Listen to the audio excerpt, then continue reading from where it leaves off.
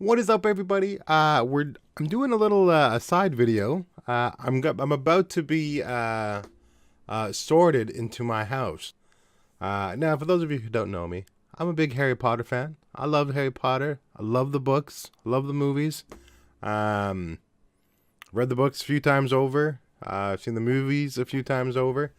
Really, really good. And I've always wanted to do this. I knew about the Pottermore site, and on the Pottermore site, you can do a few different things. I guess, you can find your Patronuses. Um, you can, I think you can visit. I'm not sure what else you can do. There's a couple other things on there. I think you can walk around and like visit the area. Um, but anyways, one of the things that you can do is you can get sorted into your house, so you can decide whether you're a Hufflepuff, Ravenclaw, Slytherin, or Gryffindor. And I've always wanted to do it, so I figured why not? Why not go ahead and do it? So that's what we're gonna do today. So we're over here on Pottermore / sorting hat, and so on the left side here they've got read the story of the sorting hat. It's not very long. Not very long. Famous sorting hat. I mean, you guys can, go there and read it yourself. Gives a little recount of the sorting hat and J.K. Rowling's thoughts about the sorting hat. There's a little pretty cool artist rendering of the main hall. But anyways, enough of that. Can we just go from let's see, we can go out here. Let's go check our house. I think all we have to do. Oh yeah, so here are the things you can do. You can join your house. You can discover your Patronus. You have the wand ceremony, and I don't know what this is. Join your Ilvermorny house. I don't know. I don't know this one. I have to admit, I don't know that one. You have explored 0 of 100 locations in Hogwarts. So there's a little thing where you can look around and stuff like that too. So, but the book club, interesting. Anyways, if you guys are down, if you guys are down and want to see me do more of these, let me know. But today we're gonna do the join the Hogwarts house. So let's go ahead and get started. I'm gonna answer as truthfully as I can. Let's do this. All right. Dawn or dusk? I don't think there's any sound to this, by the way. It's just a website. So, dawn or dusk? I'm definitely not a dawn person. Definitely not a dawn person. So, okay. So you pick dusk or dawn? I'm definitely a dusk kind of guy. Select. If you could have any power, which would you choose? The power to read minds,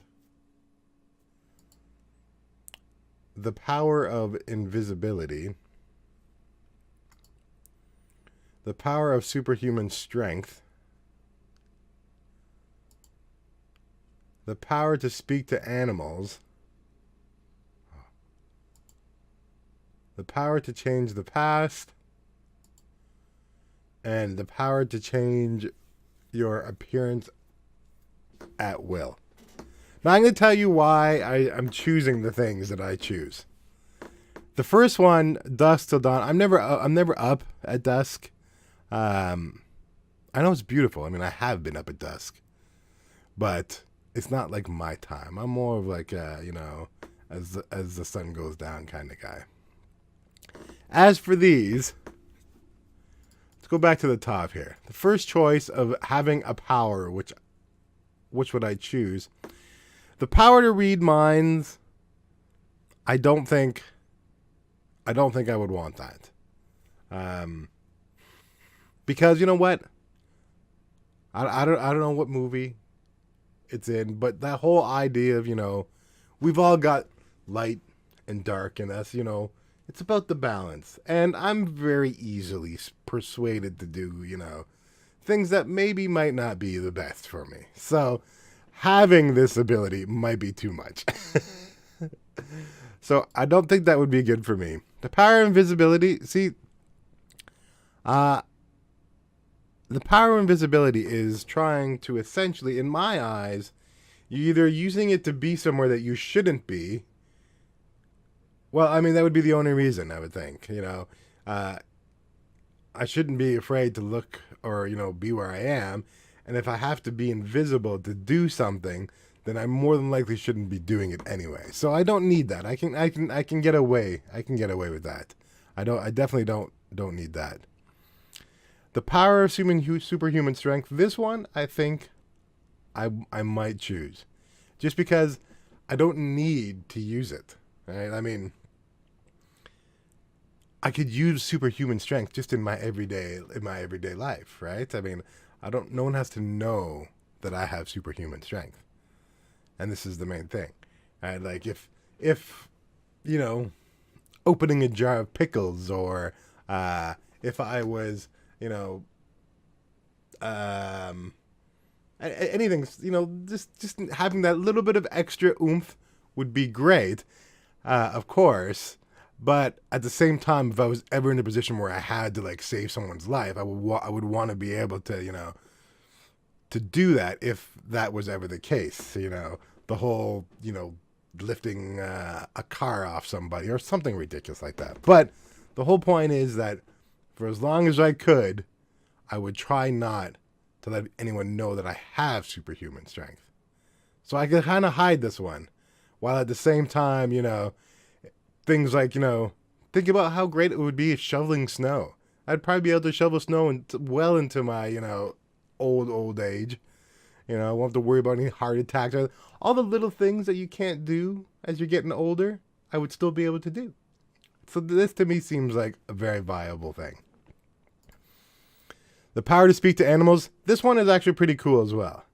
I think it would be neat if I to be able to talk to animals. But considering I spend a lot of time indoors, I'm allergic to cats, unfortunately. Even though I do love cats, I'm allergic to cats. I'm allergic to dogs too, but not as badly as I am allergic to cats. I don't actually have any pets. It would be cool, but I'm not outside enough to make real good use of this. So that's that would probably be a close second, I think. The power to change the past. No. That is not something that I think should be changed. We have to learn from our mistakes, just as the world has to learn from their mistakes, just as the individual must learn from our mistakes. If we just have the ability, if I had the ability to go and change things all the time, I wouldn't be able to learn anything. And what I know now would change idea of changing the past, never a good thing. Every time someone ever asks me, what would you rather? Would you rather be able to go into the past or future? It's like, what? Of course I'd rather go into the future. All the things that we could be headed for, I want to see, once we've gotten past these huge divides, and, we've gotten past, sexism and racism and all that I want to get to that point where, we're on a more altruistic path, and, everyone's more. I would love to see that. And I would love to see the technological leaps that we would be making as a global unit if we'd gotten there. That would be great. Past is the past. It's great. It's great to learn of the things that we did wrong. We have them documented, and, but we don't need to go back to change them. It's not going to, I don't think that's a power anyone should ever have, because they don't recognize the issues of the future. So no power to change the past. The power to change your appearance at will. To me, this is like the invisibility thing. It's like, if I'm changing my ability, like if I'm changing my appearance, well, why? Why am I changing am I not happy with the person I am? Of course. Do I wish there were other things that about who I am as a person physically? Sure, I would love to be in better shape and, thinner, this or that, whatever the case may be. All the things that we all might be, we would like to change. Sure, it would be, but it's not enough for me to to whatever. I would never want to get away from who I am. I'm happy with who I am. I'm proud of myself. I'm, in my mid 40s, and I'm happy to say that, throughout my life, I may have done some things that, I'm not really happy with, but in the long run, I think I'm good. I think I'm a good, well-rounded person. I'm kind. I try to do what I can, but at the same time, I try to do for myself as well, and feel good about myself. So I don't think I need to change who I am on the inside or on the outside. So I know I might be going, into depth on some of these answers, but that's just how I feel. I just want to give a proper reasoning for why I'm picking the things that I'm picking. So I think when it comes down to it, superhuman strength is probably the one that I would choose, mainly because of the fact that I can hide it. It doesn't have to be shown, and I don't have to use it.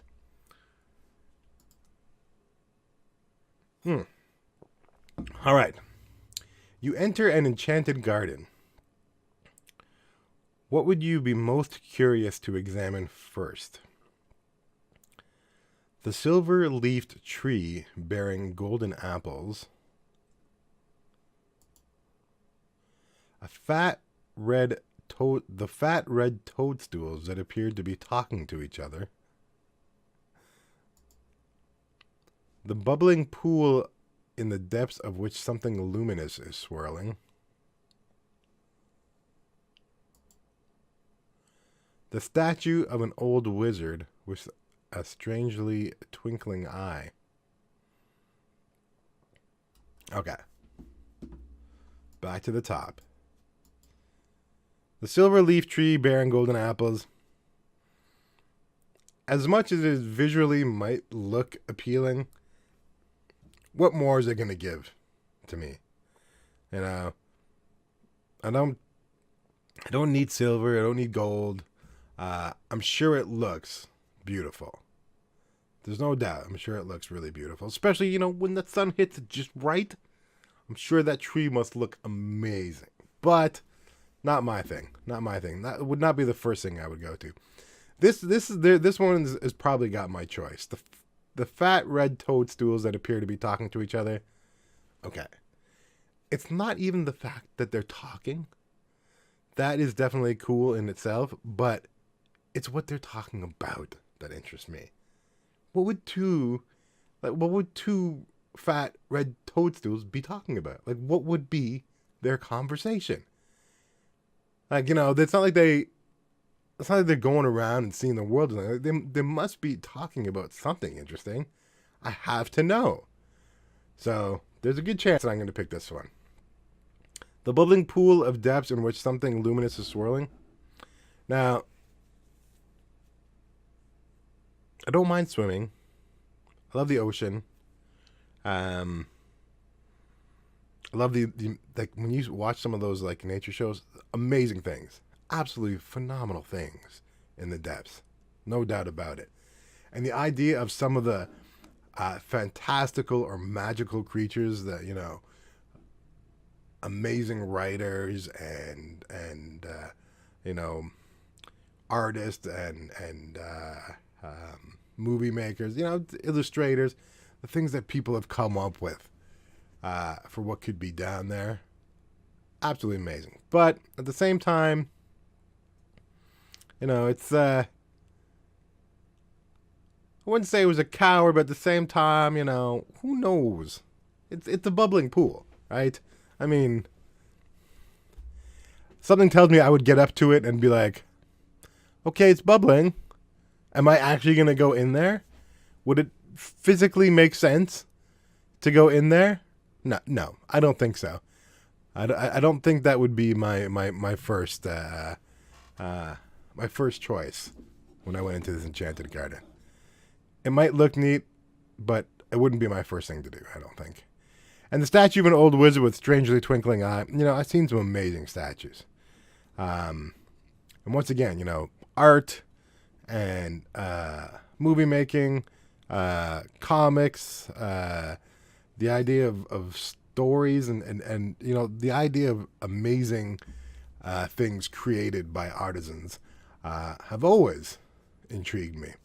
But that's the thing, though. It's like an old wizard with a twinkling, strangely twinkling eye. The twinkling eye might seem odd, and part of me might think, if I go up to the statue, is it going to come alive? Like that guy in, New York, Times Square, who stands there like a forever, and then all of a sudden you go up to him and he moves and yada yada. It's like I'm not sure how much it would impress me. Not that I need to be impressed, but you know what I mean.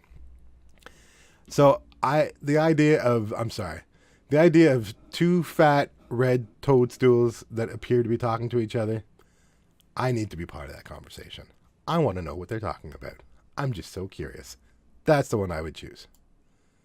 All right. After you have died, what would you most like people to do when they hear your name?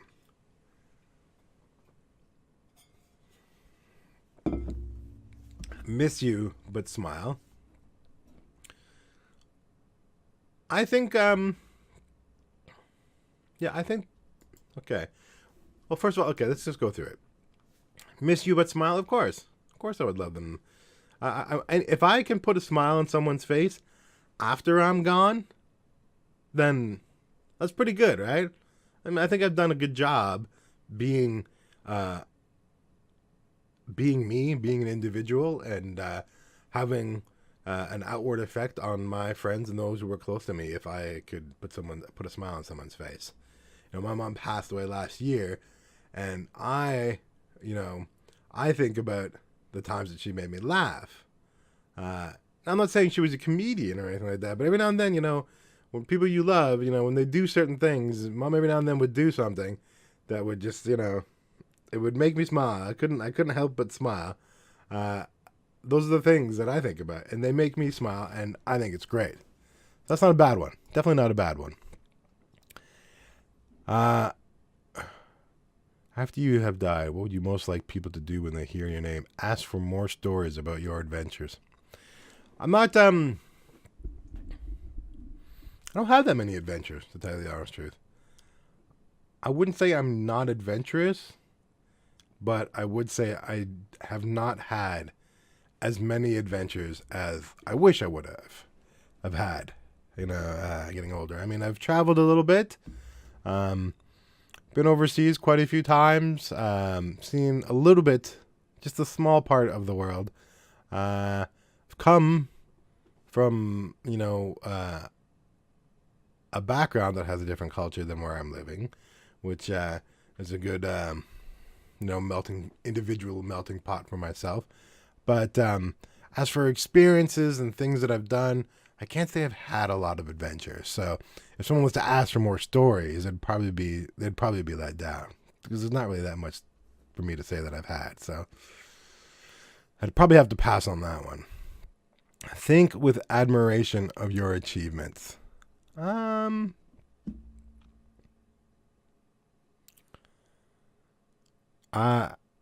don't think I've achieved very much either. Not in the sense that I'm not happy with where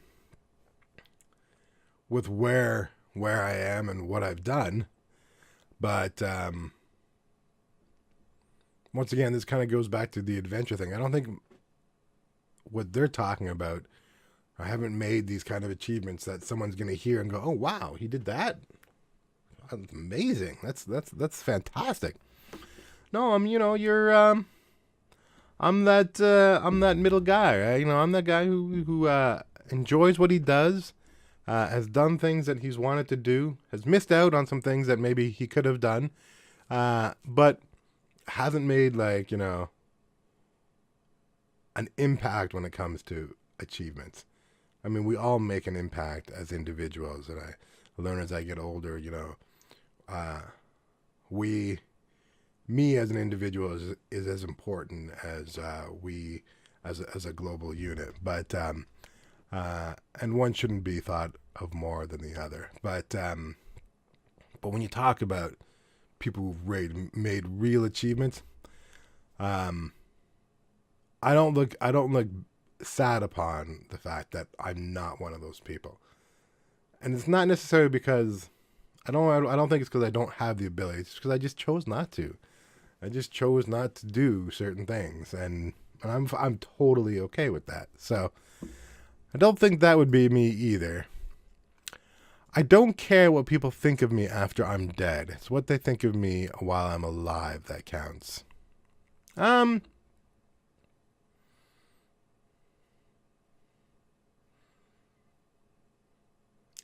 It's true. I don't really care what people think of me, but that shouldn't really, whether I'm dead or alive, I don't care what people think of me. But those who do care for me, those who do love me, those who are in my close knit circle, um, I wouldn't want them to just be like, oh well, he's gone. We don't need to think about him anymore.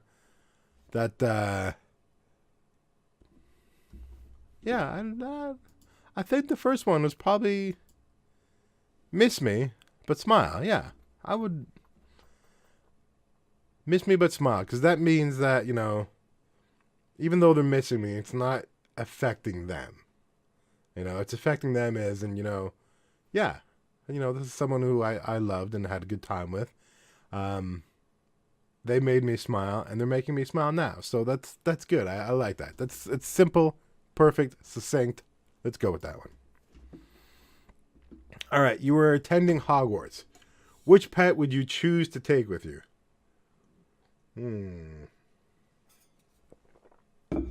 It's gonna be another tricky one because, wow, look at all the choices. Okay, let's go through them really quickly first.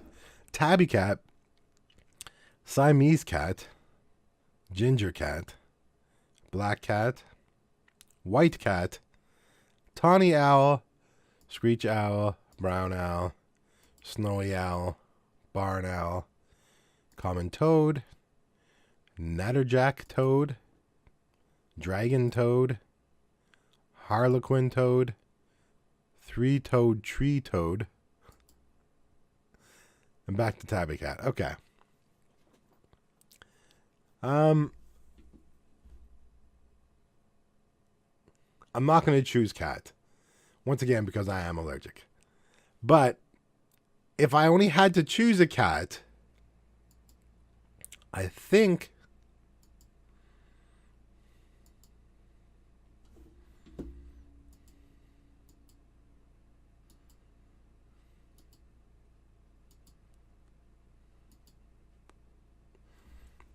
I would think I would probably go with the tabby cat. I like the tabbies. I think they look nice. But we're not choosing cat. So it's going to have to be the owl. It's going to have to be the owl. Now, I remember when I was really young, I had something for white owls. I don't know why. I don't even remember exactly what it was. But white owl had an impact on me when I was young. So yeah, I think I would probably go with the snowy owl. Yeah. Definitely would be the toad. The toad doesn't do anything for me. Doesn't do anything for me. So let's go with the snowy owl. That's a recollection of my childhood. That's bringing me that in. And let's see here. A troll has gone berserk in the headmaster's study at Hogwarts. It is about to smash, crush, and tear several irreplaceable items and treasures. In which order would you rescue these objects from the troll's club, if you could? First, a nearly perfect cure for dragonpox. Then, student records going back 1,000 years. Finally, a mysterious handwritten book full of strange runes. Or, first student records going back 1,000 years, then a mysterious handwritten book full of strange runes. Finally, okay. So it's just a matter of what order I would take them in, eh?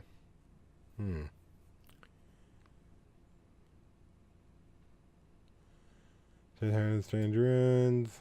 First,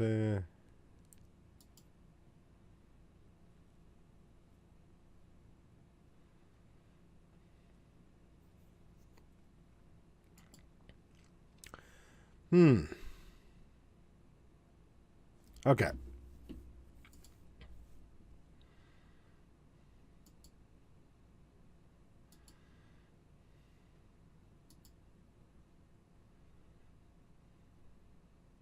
Okay. I think this is the one I'm going to choose. First, student records going back 1,000 years. Um, that's history. That is information that some people might want to have. Um, when they're thinking about where they came from and that sort of thing. So, and as a school, the headmaster, the illustrious nature of the school, I would think that having those records would be important. Then, but those who were in the school could. Okay, I'm changing my mind here. I think I would go with. Let's see. Right. So this is the one I think I would change to. First would be a mysterious handwritten book full of strange runes, because we don't know where the book came from. It's mysterious. I mean, it might be the only book of its kind, right? We don't know if it was written, however long ago, or whether it was written yesterday. It's a mysterious book. If it wasn't mysterious, we would know who had written it, and we could get it done again if we had to. So you don't want to lose that. The student records, going back 1,000 years, okay, the school might miss those, but if you really, really wanted to, you could talk to, ancestry of, certain wizards or witches, and, you might be able to fill some of that information in, or a good portion of it anyways. So that would be the next thing.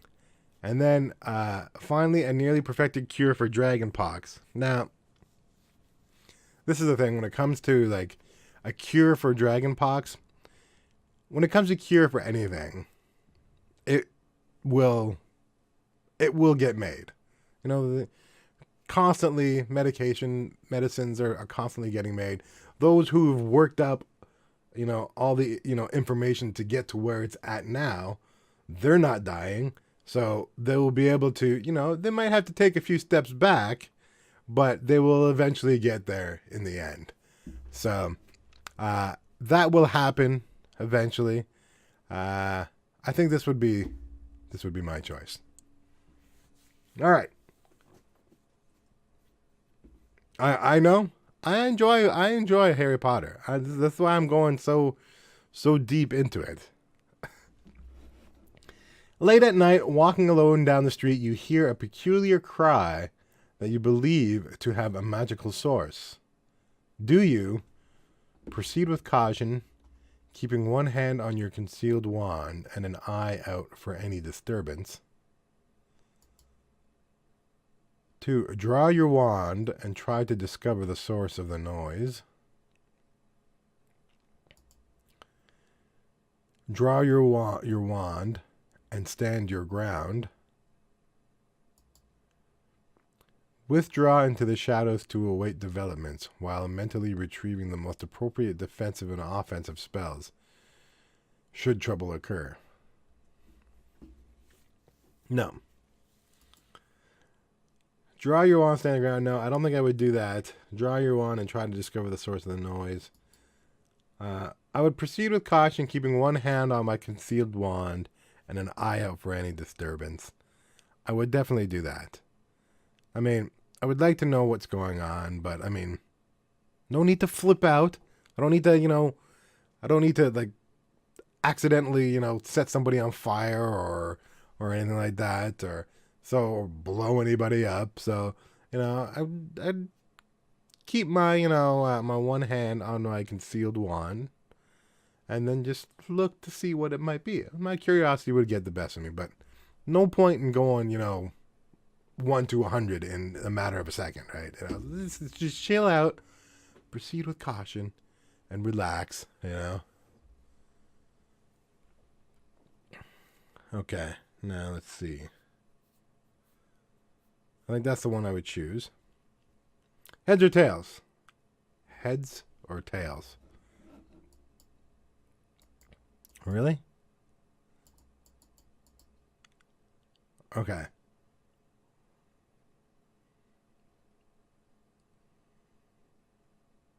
This is so random. I don't know. I don't have a preference. I will just. I'm gonna keep clicking, and then whenever I stop clicking is what I'm gonna choose. Heads? Okay, heads. All right. Looks like I've been put into Hufflepuff. Hufflepuff, congratulations on being sorted into Hufflepuff.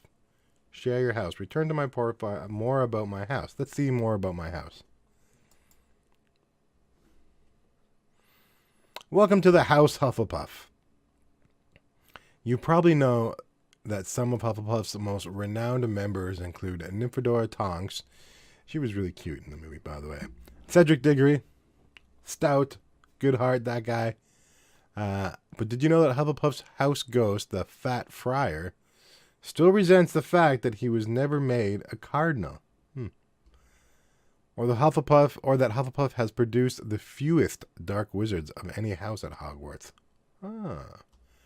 Here you can discover more about your beloved house through the writing by J.K. Rowling, articles by Pottermore, and all the latest Hufflepuff news.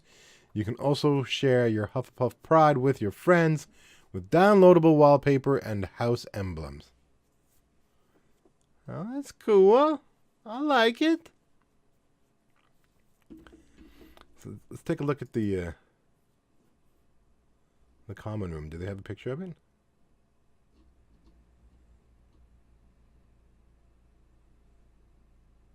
Well, I'll save this in case you guys are planning on doing this. You guys can save it for yourself to read. Character profile. Magizoologist and writer of the textbooks Fantastic Beasts and Where to Find Them. Newt Scamander was a Hufflepuff, eh? Interesting. I did not know that. I like him. He's a cool dude. I like him. Hufflepuff traits. Loyal, patient, fair, hardworking, and true. Interesting. Download Hufflepuff wallpaper.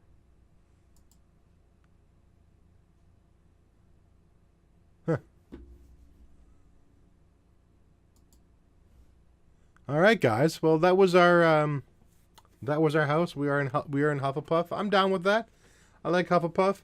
Me and Newt, we thick, And Newt's my kind of guy.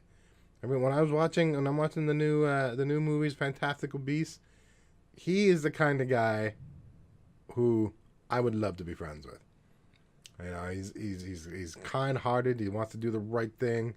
He has a passion for what he thinks a lot of people, might not understand, and he's trying to right his the misunderstandings of other people, and he really delves into the things that he finds passionate. I appreciate that. I definitely appreciate that. And Cedric, well, Cedric, he was a good-looking guy. He was a good-looking guy, and I mean, he turned Cho's, face, right? I mean, Cho was a cutie. I have to admit, Cho in the movies with that accent, oh, she was such a cutie. And I mean, if Cedric could to turn Cho's eyes, then I mean, what can I say? I myself thought that she was very cute, but he was a good guy. You could tell. When Harry helped him out, he wasn't too proud or anything like that. He one turn deserves a good turn. How's the saying go? One good turn deserves another, and he did Harry a good turn for sure. Comes from a very humble and nice family, so I'm proud. I'm proud to be a Hufflepuff. Anyways, guys, if you guys like this video, let me know. Feel free. You can, send a message to me on my Twitter. You could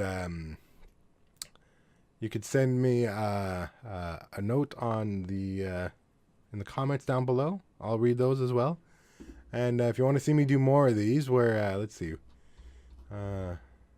what are the other options here?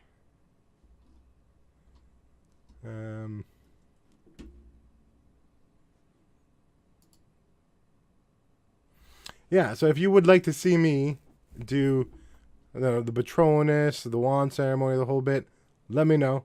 I would definitely be down for it. We can go check out some of Hogwarts if you're down for that too. Either way, let me know down in the comments. I hope you enjoyed the video. Don't forget to hit that sub button if you haven't done so already. And I'll catch you guys all another time. Bye-bye.